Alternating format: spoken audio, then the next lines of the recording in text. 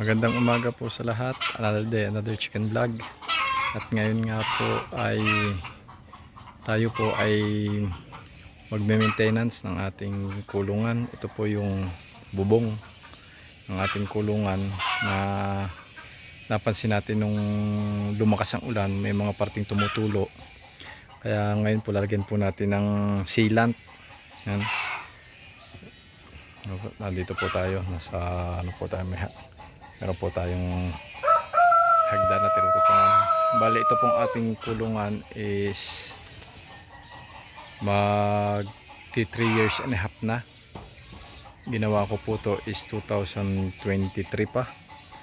Yan, tayo po nagbubong nito kaya hindi po to perfecto, kaya madami pong sablay. Ang ginagawa na lang po natin ay maintenance tuwing bumabalik tayo tuwing panahon ng tag-ulan.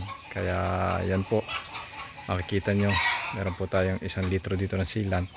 At kung mapapansin nyo po, meron pong mga ano yan, mga sealant na taon-taon natin nilalagyan dahil natutuyo. Syempre dadaan ng summer, matutuyo, wear and tear yan. Kaya habang may panahon tayo, habang mainit-init pa ngayon, lagyan na po natin. So yan po.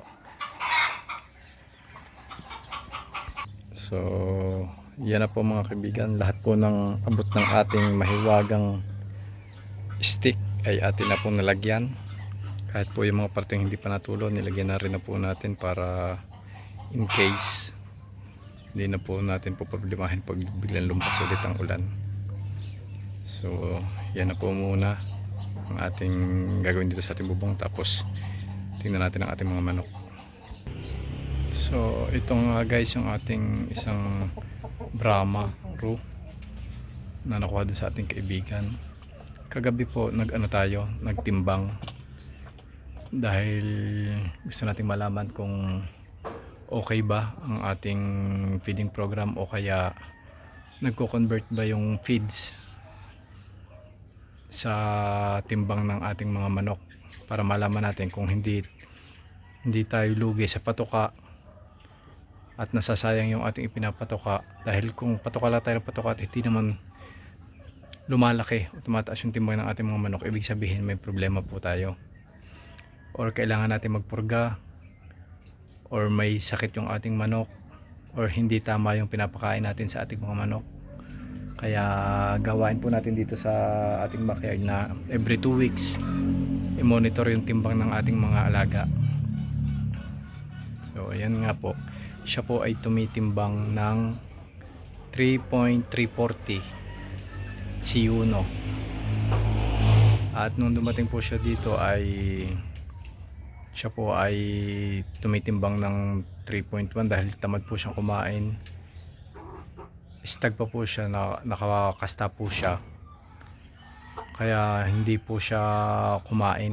Dahil karamihan po sa manok pag first time nakakapagkasta ng hen, doon po napapaling yung kanilang atensyon, kaya tinatamad po silang kumain. Kaya po yan ang nangyari dito. Pero nung ito po ay nasa farm na kinuna natin, ito po ay tumitimbang ng halos 4 to 5 kilos kung hindi po nila dinayet, dahil sa tag-init baka po ito ay na heat stroke na din. Yan, makikita nyo po.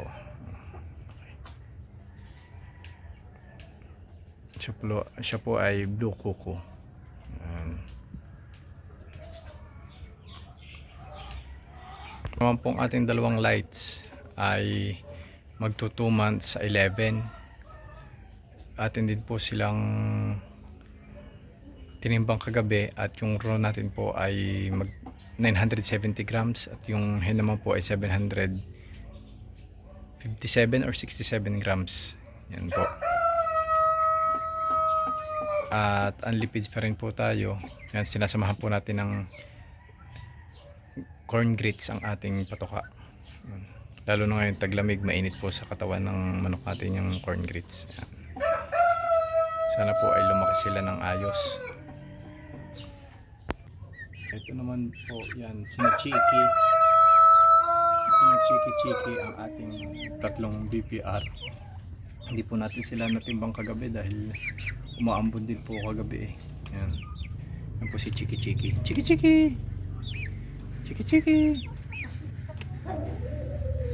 napakasaya po natin dahil nakarecover po sila. Akala po natin ay walang matitira sa kanila, buti na lang po ay gumana ang ating paggagamot sa kanila, organic at saka yung artificial yan. Chiki chiki. Malakas po ang ulan dito ng ilang araw, kaya nilipat po natin ang ating mga manok. Ito po. Tsaka po itong si Asyong, sa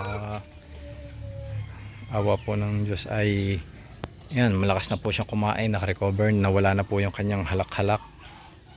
Kaya ayos po, masaya po tayo. Ito naman pong ating mga yan, ating mga 4 months.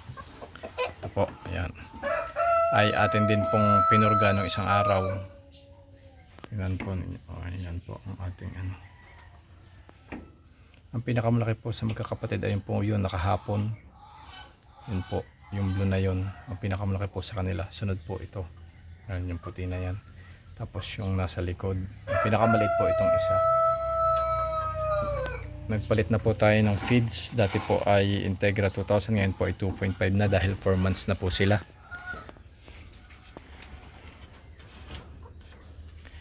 At ito naman sina Pipay. Nakalimutan po natin silang isilong. Kagabi nabasa po sila ng ulan.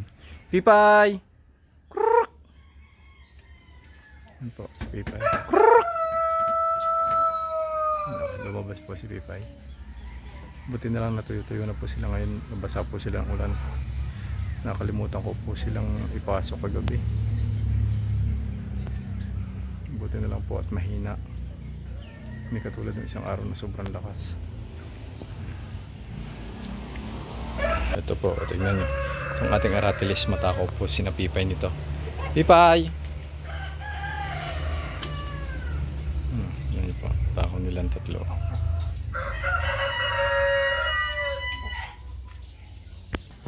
So, yan po ang ating kahapon pinakita ko sa inyo. Mukhang hindi na po makaka-recover yung isang nating alagang yan. Ay pakakawala na po natin siya dun sa Agbang.